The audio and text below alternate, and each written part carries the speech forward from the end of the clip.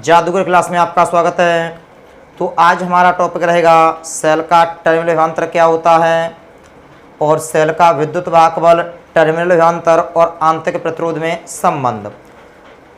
तो हमने आपको पढ़ाया था सेल का विद्युत वाहक बल। सेल का विद्युत वाहक बल क्या होता है? सेल का विद्युत वाहक बल होता है E बराबर डब्ल्यू बट्टे क्यू से, E बराबर डब्ल्यू बट्टे क्यू से परिभाषा बताई थी। क्यू बराबर अगर हम 1 कूलम रखें तो एक अंक आवेश को सेल सहित पूरे परिपथ में प्रवाहित करने में जो सेल द्वारा जो किया गया कार्य होता है, इसी को सेल का विद्युत वाहक बल कहते हैं।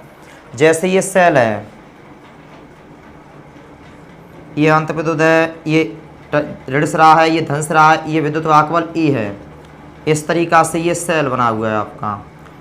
तो इसमें क्या होता है, विद्युत वाहक बल में जब हम किसी सेल के धन सिरे से यहाँ से जो धारा प्रवाहित होगी बाह्य प्रतिरोध से होते हुए सेल के दूसरे टर्मिनल तक, उसके बाद में सेल के अंदर ऋण सिरे से धन सिरे की ओर प्रवाहित होती है। जब धारा यहाँ से धन सिरे से यहाँ से धारा निकलेगी, इसमें प्रवाहित होगी और वही धारा इसके अंदर सेल के अंदर क्या होता है, आंतरिक प्रतिरोध होता है। और जब आंतरिक प्रतिरोध में धारा प्रवाहित होगी तो जब इसके बाह्य प्रतिरोध में धारा प्रवाहित होगी तो आई आर ओम के नियम से क्या होता है, आई आर होता है आपका ये ओबी, यानी इसके जो प्रतिरोध के सिरों के बीच जो विभवांतर होगा उसे हम बोलेंगे टर्मिनल विभवांतर। उसके बाद में ये आंतरिक प्रतिरोध है, इसमें धारा प्रवाहित होगी तो इसके अंदर भी विभवांतर उत्पन्न होगा और ये टर्मिनल विभवांतर। और ये जो इसके अंदर जो विभवांतर उत्पन्न होता है, अगर हम उसको जोड़ देते हैं तो ये आपका निकलता है आपका विद्युत वाहक बल। क्या होता है, विद्युत वाहक बल। तो उसमें मैंने परिभाषा दिखाई थी सेल के विद्युत वाहक बल में कि एकांक आवेश को सेल सहित पूरे परिपथ में प्रवाहित करने में सेल द्वारा जो किया गया कार्य होता है उसे हम सेल का विद्युत वाहक बल कहते हैं। जैसे ये सेल है, इसका ये धन रहा है, ये ऋण रहा है, इसके अंदर क्या होता है, आंतरिक प्रतिरोध होता है। तो यहाँ से धन सिरे से धारा जाएगी, अगर कोई यहाँ बल्ब लगा है बाह्य प्रतिरोध, तो यहाँ से धारा होते हुए, यहाँ से धारा होते हुए ऋण सिरे की ओर, उसके बाद में ऋण से धन की ओर धारा प्रवाहित होगी, ऋण से धन की। और जब यहाँ तक धारा आ जाएगी तो ये पूरा परिपथ होता है, तब इसे हम बोलते हैं सेल का विद्युत वाहक बल। लेकिन हेडिंग है आपकी सेल का टर्मिनल विभवांतर। टर्मिनल विभवांतर का मतलब होता है जो बाह्य प्रतिरोध होता है, जब इसमें धारा प्रवाहित होती है, इसमें धारा जो प्रवाहित होती है बाह्य प्रतिरोध में, तो इसके सिरों के बीच जो विभवांतर उत्पन्न होता है इसे हम बोलते हैं टर्मिनल विभवांतर। यानी जो धारा होगी वो धन सिरे से बाह्य प्रतिरोध में होते हुए सेल के ऋण सिरे की ओर ऋण सिरे की ओर प्रवाहित हो जाएगी, धन से ऋण सिरे की ओर आ जाएगी, तब इसे हम बोलेंगे टर्मिनल विभवांतर। अगर ऋण से धन की ओर आ जाएगी तो इसे बोलेंगे पूरा सेल का विद्युत वाहक बल।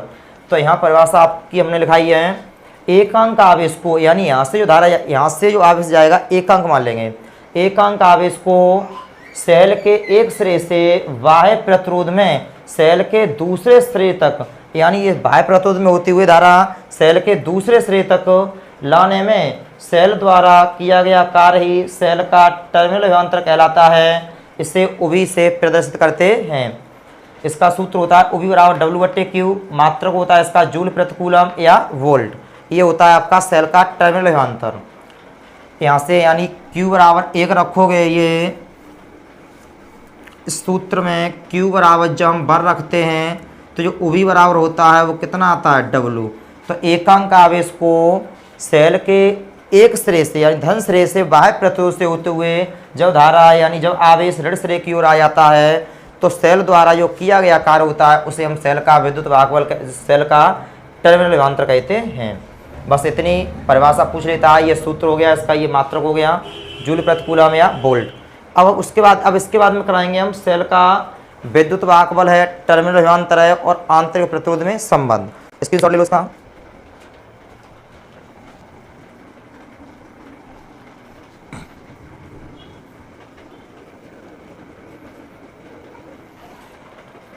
सेल का विद्युत वाहक बल, टर्मिनल विभवांतर तथा आंतरिक प्रतिरोध में संबंध। प्रतिरोध में संबंध देखो इस तरीका से ये सेल है आपका, ये ये पूरा है सेल, और जब सेल के धनश्रेणी से जो धारा प्रवाहित होगी वो बाह्य प्रतिरोध में प्रवेश करेगी, यहाँ से होते हुए सेल के दूसरे टर्मिनल यानी दूसरे टर्मिनल तक आ जाती है। और जब धारा इसमें बाह्य प्रतिरोध में प्रवाहित होगी तो इनके सिरों के बीच जो विभवांतर होगा उसे हम बोलते हैं टर्मिनल विभवांतर। क्या बोलते हैं? टर्मिनल विभवांतर। अब एक बात समझो, ये एक सेल है जिसका विद्युत वाहक बल E, आंतरिक प्रतिरोध R है। सेल बाह्य प्रतिरोध कैपिटल R में धारा भेज रहा है, सेल बाह्य प्रतिरोध कैपिटल R में धारा भेज रहा है। अब धारा यहाँ से जाएगी, इसमें जाएगी, और IR ये क्या हो जाएगा? विभवांतर हो जाएगा। फिर यही धारा सेल के अंदर जब प्रवेश करेगी उसमें प्रतिरोध क्या है? स्मॉल r है। तो इसके सिरों के बीच विभवांतर और इसके सिरों के बीच जो विभवांतर होगा वो विद्युत वाहक बल E के बराबर होगा। जैसे जब हम सेल को यूज नहीं करते हैं तो उसके सिरों के बीच जो विभवांतर होता है उसे हम बोलते हैं विद्युत वाहक बल। ये समझ लो कि इसका जो विद्युत वाहक बल है सेल का वो आपका 40 वोल्ट है, ऐसे समझ लो। और जब इसमें धारा प्रवाहित होगी, बाह्य प्रतिरोध में धारा प्रवाहित होगी, तो जब इसके सिरों के बीच जो विभवांतर होगा वो आपका 35 वोल्ट है। इसका है 40 और इसमें हो रहा है 35। 5 वोल्ट की क्या हो रही है? कमी। 5 वोल्ट की कमी किसके कारण हो रही है? जो सेल के अंदर जो आंतरिक प्रतिरोध है वो धारा को क्या करा? रोकता है। तो उसके सिरों के बीच जो विभवांतर उत्पन्न होगा उसके इनके जो सिरों के बीच यानी इस आंतरिक प्रतिरोध के कारण जो विभवांतर रुकावट होगी, इसके सिरों के बीच जो विभवांतर होगा उसके कारण ये 5 वोल्ट की क्या हो रही है? कमी। यानी 5 वोल्ट जो आपका खर्च हो रहा है वो आंतरिक प्रतिरोध में खर्च हो रहा है।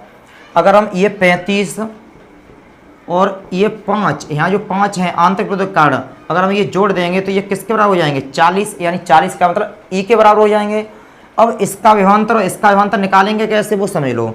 इसमें जो धारा प्रवाहित होगी I, तो ये हो जाएगा IR, प्लस R में धारा प्रवाहित होगी तो ये हो जाएगा स्मॉल IR, और जो इसका विभवांतर जोड़ देंगे वो किसके बराबर हो जाएगा? E के। किसके बराबर हो जाएगा? ये विद्युत वाहक बल E के। या ऐसे बोल सकते हैं कि ये जो परिपथ में जो आंतरिक प्रतिरोध जुड़ा हुआ है वो बाह्य प्रतिरोध के किस तरीका से होता है? श्रेणी क्रम में। तो परिपथ का जो कुल विद्युत वाहक बल होगा, परिपथ का कुल विद्युत वाहक बल, परिपथ का कुल प्रतिरोध कितना हो जाएगा? कैपिटल R प्लस के स्मॉल r। विद्युत वाहक बल कितना? E। अगर हम परिपथ में धारा निकालें, परिपथ में धारा I बराबर कुल विद्युत वाहक बल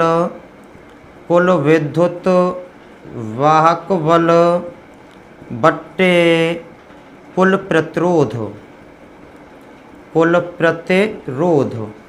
तो ये हो जाएगी I बराबर कुल विद्युत वाहक बल है E और प्रतिरोध है R प्लस के R। इसके नीचे एक मानेंगे, क्रॉस मल्टीप्लाई करेंगे तो E बराबर क्या निकल के आएगा? I R प्लस के R।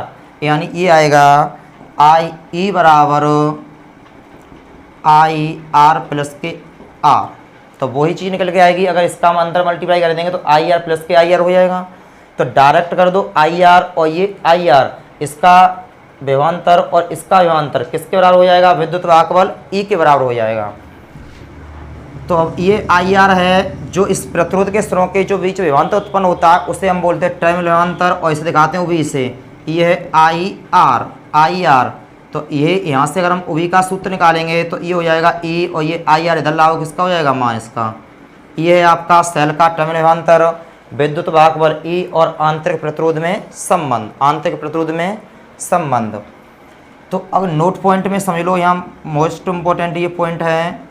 जब हम इसी सेल को किसी बाह्य स्रोत द्वारा आवेशित करते हैं, किसी स्रोत द्वारा चार्ज करते हैं, तो जो विभवांतर निकल के आएगा वो आएगा E प्लस के, यहाँ प्लस लगा देंगे IR। जब हम सेल को किसी बाह्य स्रोत से आवेशित करते हैं तो ये प्लस आएगा। अगर बाह्य स्रोत शब्द नहीं दे रहा है तो टर्मिनल विभवांतर का सूत्र लगाओगे, उभी बराबर E माइनस के IR, उभी बराबर E माइनस के IR। तो यही टर्मिनल विभवांतर, विद्युत वाहक बल और आंतरिक प्रतिरोध में संबंध है आपका।